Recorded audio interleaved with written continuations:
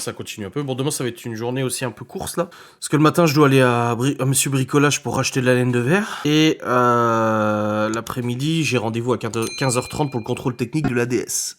Comme j'ai dit, je passe le contrôle technique de la DS, même si je la vends pas tout de suite, tout simplement parce que je veux savoir ce qu'il y a à faire dessus, si je veux la vendre. Donc savoir si elle passe en contre-visite, enfin si elle est en contre-visite ou elle passe tout de suite, c'était ok. Donc je veux savoir ce qu'elle a pas, ou ce qui doit être changé. Comme ça, je fais le nécessaire et tout, je la mets en état et je repasse le contrôle technique pour le valider. Et après, j'ai 6 mois, si je me décide à vendre, ça se trouve, j'en sais rien, peut-être que dans une semaine ou 2 semaines, ça me saoulera et je la mettrai en vente et je la bazarde.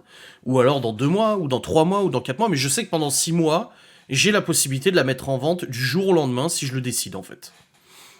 Voilà, du jour au lendemain, je peux la mettre en vente et puis elle peut partir, comme je peux la garder aussi plusieurs mois et tout. Voilà. Donc on verra bien demain comment elle passe au contrôle. Et après le contrôle technique, je vais prendre rendez-vous avec le mécano là pour faire poser un décatalyseur. Donc ça, décatalyseur, ça passe pas au contrôle technique. Voilà. J'ai envie de le poser parce que je suis un kiké tuning et je suis un kiké avec les bagnoles. Et j'ai envie d'avoir un décata pendant quelques mois, le temps que je la garde et tout. C'est rigolo, ça fait du bruit, c'est marrant, c'est sympa. Et puis le jour où je la vendrai, bah ça sera bien indiqué dans l'annonce que la voiture est décatalysée et qu'à la demande, je peux faire remettre le catalyseur. Il y a aucun problème. De toute façon, le catalyseur, il sera dans le coffre si je la vends. Si le gars veut la voiture décatalysée, moi je fous le cata dans le coffre et le jour où il a envie de le remettre, il va dans un garage, en 1 heure il est remis, tu vois. Mais voilà, j'ai envie de rigoler un petit peu avec cette bagnole et tout, et c'est pour ça que je vais passer le contrôle technique, comme ça au moins je sais où j'en suis, je sais ce qu'il en est, je sais si elle passe ou elle passe pas. Ça serait surprenant moi je sais que mon ancienne passait pas à cause de la pollution, aucune idée pourquoi, mais elle passait pas à cause du contrôle anti-pollution. Celle-là elle est passée il y a 1 an et demi, sans problème au niveau de la pollution, il n'y a pas de raison qu'elle ne passe pas. Parce qu'en fait, elle était déjà reprogrammée, il y avait déjà une ligne inox dessus.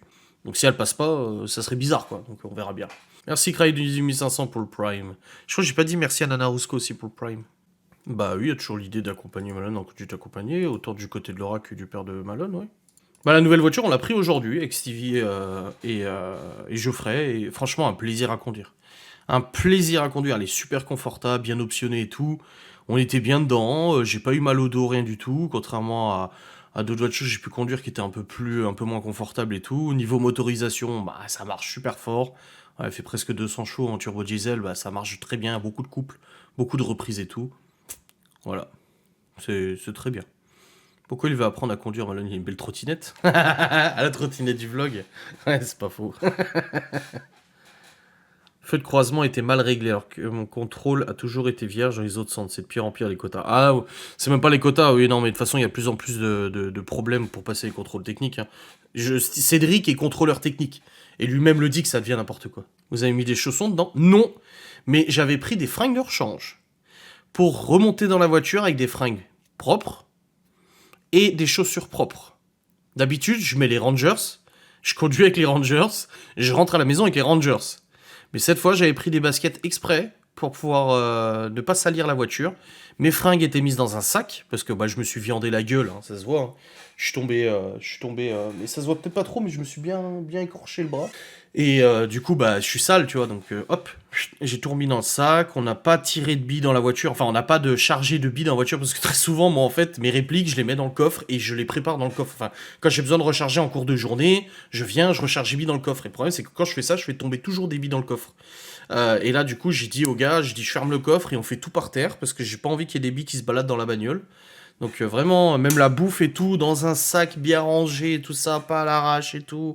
Même avant de partir, généralement en fin de journée, t'es fatigué. Moi, je bazarde tout dans le coffre du Q7 et je me barre. Et là, non, j'ai tout sorti du coffre. J'ai tout rangé parfaitement, bien et tout, pour pas... voilà, j'ai fait attention quand même. Hein. J'ai fait attention. Hein. Ah bah Dame Potmore a changé son pseudo aussi, c'est Dame Pépita maintenant.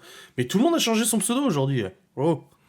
Non mais tout le monde, beaucoup de monde, voilà, beaucoup de monde. Elle est tellement propre. Ah bah les 3 voitures sont nickel, hein. Stevie et Malone ont nettoyé le Q7 et la DS. Ils sont propres, donc le contrôleur demain, et au moins il verra une bagnole propre. Intérieur comme extérieur. Et le Q7 il est nickel aussi. Et la 3 elle est nickel aussi. Non, on a fait gaffe, Bravo pour la déco d'Halloween. Ah, faut dire bravo à Laura, c'est pas moi qui m'en suis occupé. C'est vrai que samedi, j'étais vachement pris, et du coup, elle s'occupait de tout, de la soirée, de l'organisation, de la bouffe, du petit gâteau, de l'apéro dînatoire et tout ça, elle s'occupait de tout ça. Elle a vraiment bien... Je crois que Léo aussi, il a pas mal aidé, mais c'est bien. Dame Pépita, c'était Pépita 80. Ah ouais, c'est pas Pat Mort, autant pour moi. Je me suis trompé de personne. C'est pas c'est pas la même. Ouais, elle va pouvoir aller au taf avec la nouvelle voiture demain. Bon, demain, elle bosse de 8h à 14h. Après, elle rentre à la maison parce qu'il y a inventaire. Et mardi, elle bosse pas. Et mardi, mes parents, ils viennent.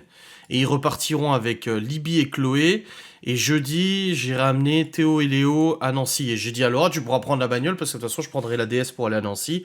Elle consomme sur autoroute, elle consomme pas grand chose. Et en plus de ça, ça la fera rouler un peu parce que là, depuis qu'on a acheté la A3, bah, on a quasiment pas roulé la DS, hein. Quasiment même pas du tout en fait. Parce que on avait acheté l'autre A3 samedi dernier. Du coup, la DS n'a pas roulé. Et après, on a rendu la 3 le mardi. Et le jeudi, je suis allé rechercher. Si elle l'a juste roulé le mercredi pour aller au boulot. La DS. Voilà, elle a juste roulé une journée la semaine dernière. Non, Dame Patmore, elle n'est pas là, non. Ah non, c'est plus la traître. Elle a changé pour être plus discrète. C'est pour pas que trop qu'on la reconnaisse dans ses méfaits. Non, bah du coup, à partir de jeudi, ma mère, elle bosse pas et elle prend les 4 enfants. Elle aura les 4 enfants jeudi, vendredi, samedi, dimanche. Voilà. Du coup, on va avoir des choses à faire. De toute façon, il y a des travaux, le placo à poser et tout. Le père Laura est tellement motivé que ça va, à mon avis, ça va se faire vite. Et samedi, on a la soirée du coup avec Cédric, c'est Vanessa, Mimi, Aurélie, Miguel, Anto, Geoffrey, le friru. Et voilà. Il nous cache quelque chose. Non, non, non, je suis vraiment allé à l'Airsoft et ça faisait du bien, hein. On va peut-être pas attendre 2 ans cette fois-ci avant d'y retourner. De toute façon, il faut que j'amène ma réplique au magasin d'Airsoft. Mon HK416 parce que je l'ai acheté cher, presque 1000 balles il y a quelques années. C'est cher pour une réplique. Bah, t'as des répliques qui commencent à 150 balles. Et j'avais voulu mettre vraiment le prix pour avoir une grosse réplique de qualité, tu vois. Et j'avais acheté le HK416 et en fait je trouve qu'il est pas super performant. Mais j'avais un ami à moi qui, enfin de mon Asos, qui en avait acheté un aussi, il avait fait plusieurs modifs dessus. Sauf que moi je suis pas bricoleur.